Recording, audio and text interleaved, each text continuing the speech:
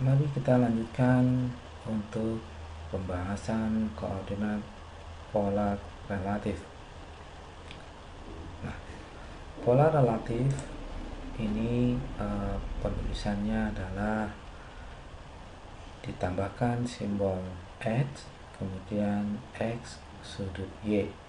Contoh X3 kemudian sudut 20. X dibaca panjang. Nah, untuk polar relatif dengan Cartesian relatif ini hampir mirip, sama-sama menggunakan simbol X yang menandakan panjang.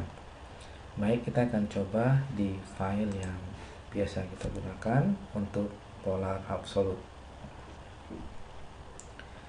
Oke, untuk lebih dalam kita akan coba menggambar dengan menggunakan koordinat ini.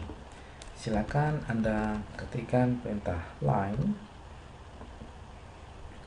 Oke, nah fixed point dari koordinat atau di polar absolut ini, polar relatif ini, saya akan menggunakan koordinat Cartesian absolut. Ya, saya campurkan ini koordinat Cartesian absolut, fixed point-nya saya menggunakan koordinat ini.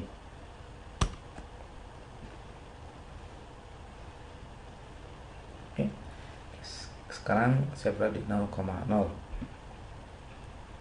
Oke, jadi semua poin 0,0 itu bisa menggunakan koordinat Cartesian absolut.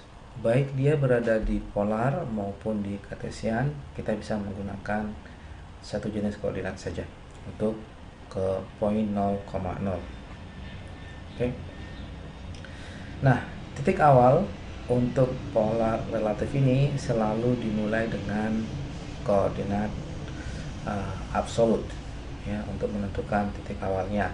Next poinnya baru kita menggunakan koordinat polar relatif. Nah, sama seperti Cartesian relatif, jenis koordinat ini juga menggunakan panjang, menandakan X panjangnya berapa dan berada di sudut yang mana. Oke, nah saya akan coba membuat sebuah garis dengan panjangnya, misalkan panjangnya adalah 5. Mari kita masukkan next pointnya at 5, kemudian sudutnya 20. Oke, at 5 ini menandakan saya membuat sebuah garis panjangnya 5, kemudian dia diarahkan di sudut 20. Oke, baik, enter. Nah,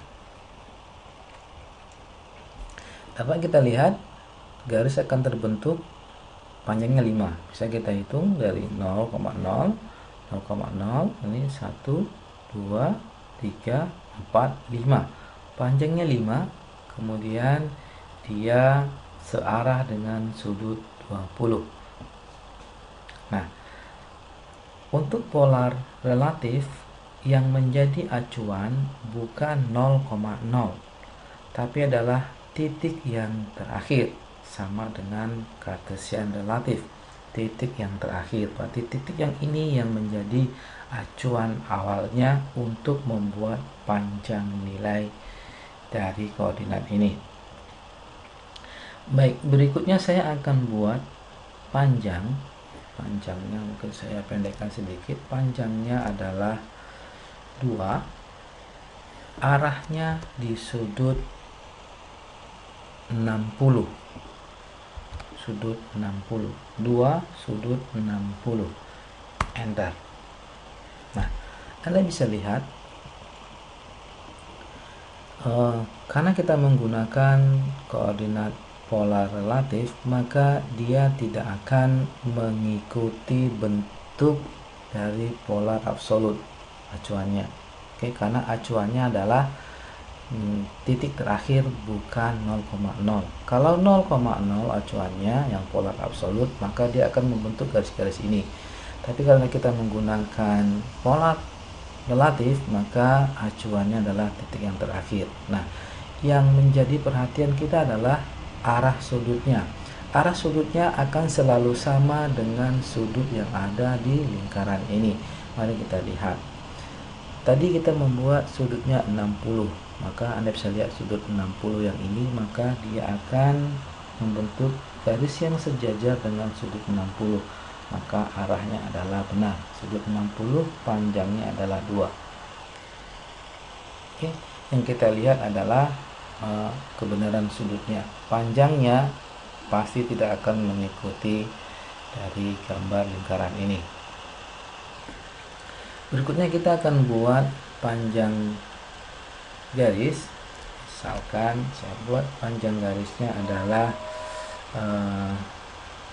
6, sudutnya adalah 0.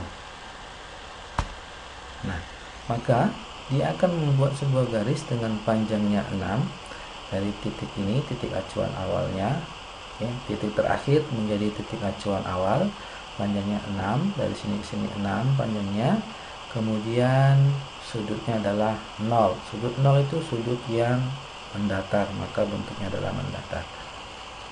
Nah, inilah perbedaan antara polar absolut dan polar relatif. Polar absolut selalu beracuan di 0,0, sedangkan polar relatif beracuan pada titik yang terakhir. Oke. Nah, jadi untuk menggunakan polar relatif, langkah awal yang harus kita lakukan adalah menentukan titik awal sebagai titik acuan. Boleh menggunakan koordinat kartesian, boleh menggunakan koordinat polar absolut titik awal. Baik, terima kasih. Inilah penjelasan dari koordinat polar relatif.